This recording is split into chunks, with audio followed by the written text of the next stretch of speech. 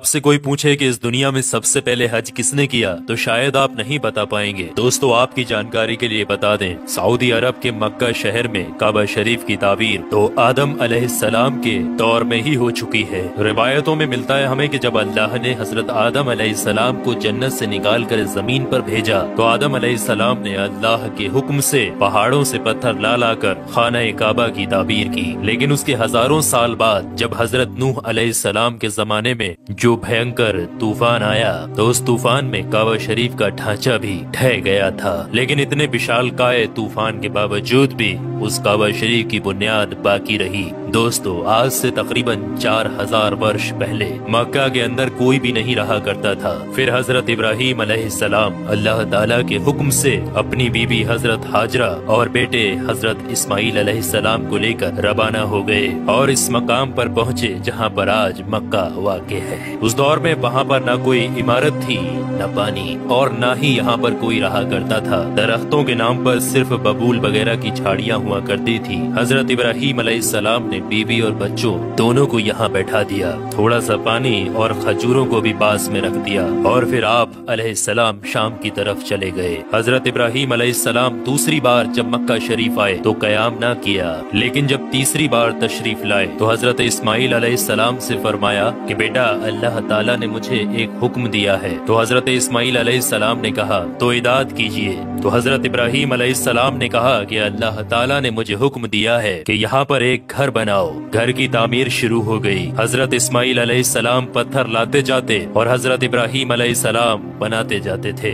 जब तामीर जरा बुलंद हो गई तो हजरत इस्माइल अलैहिस्सलाम एक पत्थर को उठा कर लाए जो कि हजरत इब्राहीम अलैहिस्सलाम उस पर खड़े होकर ताबीर कर रहे थे। यही मकाम इब्राहीम भी है। ये बाप बेटे दीवार को उठाते जाते थे और दुआ करते जाते थे, ऐ परवरदिगार, हमसे कबूल फरमा, तू सुनने और जानने वाला है। उन्होंने घर की तामीर न मिट्टी से की और न चूने से, बस पत्थर के ऊपर पत्थर रखते चले गए और न ही छत बनाई और न कोई उसका दरवाजा। और फिर बाद में अलग अलग जमाने में फिर बैतुल्लाह की तामीर हुई, कुरैश ने भी तामीर की और उनके बाद भी हुई। कहते हैं कि उस वक्त इस्माइल अलैहिस्सलाम की उम्र 20 वर्ष थी। हजरत इब्राहीम अलैहिस्सलाम ने बैतुल्लाह के पहलू में बकरियों का एक बाड़ा भी बना दिया था और इसके ऊपर पहलू की छत डाल दी थी। पहले बैतुल्लाह की जगह पर एक सुर्ख रंग का टीला था। अक्सर सैलाब इसे इधर उधर से काटता रहता था। जब हजरत इब्राहीम अलैहिस्सलाम ताबीर काबा से फारिग हुए तो हजरत इस्माइल अलैहिस्सलाम से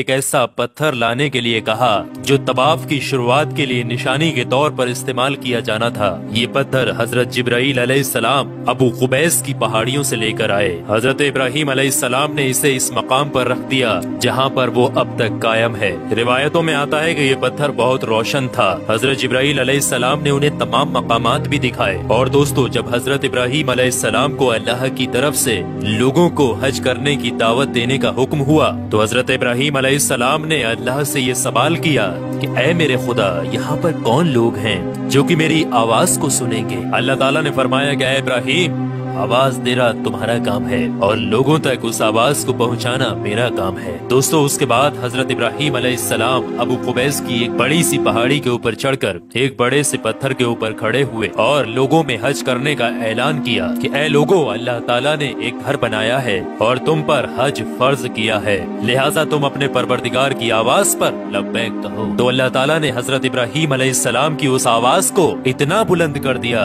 कि उस आवाज को दुनिया के हर एक इंसान ने सुना। यहाँ तक कि पेड़ पौधों को भी वो आवाज सुनाई दी, जिसकी वजह से पहाड़ और पेड़ पौधों में भी ये ख्वाहिश हो गई कि वो भी अल्लाह के इस पाक घर की जियारत करें। अल्लाह ताला ने हजरत इब्राहीम अलैहिस्सलाम को ये हुक्म दिया कि वो इस घर को रुकू और सजदा करने वालों के लिए पाक और साफ रखें। उलमा इकराम के मुताबिक हजरत इब्राहीम अलैहिस्सलाम के इस ऐलान के बाद ही हज की शुरुआत हुई और सबसे पहला हज हजरत इब्राहीम अलैहिस्सलाम ने ही किया।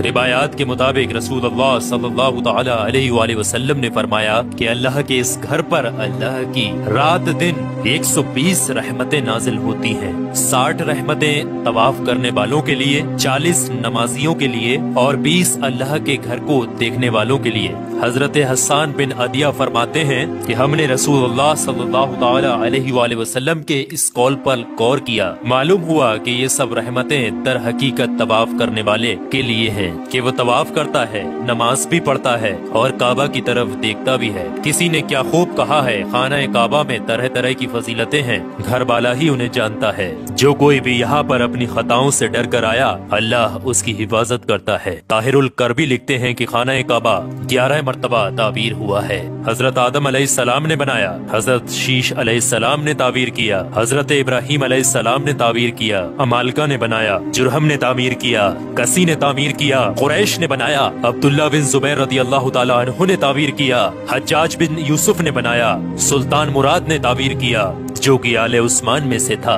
دوستو آپ کو بتا دیں، جو کعبہ شریف کی تعبیر کے لیے حلال مال اکٹھا کیا گیا تھا وہ کافی نہیں تھا، اس لیے 6 ہاتھ ایک بالست جگہ کم کر دی گئی تھی اور ایک چھوٹی سی گول دیوار بنا دی تھی تاکہ لوگ اس کے باہر طواف کریں۔ کعبہ کے اندر انہوں نے 2 صفوں میں 6 ستور رکھے تھے جس کے اوپر چھت تھی۔ اس سے پہلے کعبہ شریف کے اوپر چھت موجود نہیں تھی، دروازہ ایک رکھا تھا، چھت کی بلندی 18 ہاتھ تھی۔ حضرت زبیر رضی اللہ تعالی عنہ نے کعبہ شریف کی چھت کی بلندی 27 ہاتھ رکھی تاکہ عرش کے مناسب ہو جائے۔ ایک دروازہ داخلے کے لیے اور ایک باہر جانے کے لیے بنایا، دونوں دروازے سطح زمین کے برابر تھے۔ دوستو آپ کو بتا دیں، جس دن کعبہ شریف کی تعمیر مکمل ہوئی وہ دن بہت عجیب تھا۔ اس دن بہت سارے غلام آزاد کیے گئے اور بہت سی بکریاں ذبح کی گئیں۔ تو دوستو اب آپ لوگوں کو سمجھ میں آ گیا ہوگا کہ کعبہ شریف کی تعمیر کس کس طریقے سے، کس کس وقت میں کس کس نے کی اور سب سے پہلا حج کس نے ادا کیا۔ تو کعبہ شریف سے جڑے ہوئے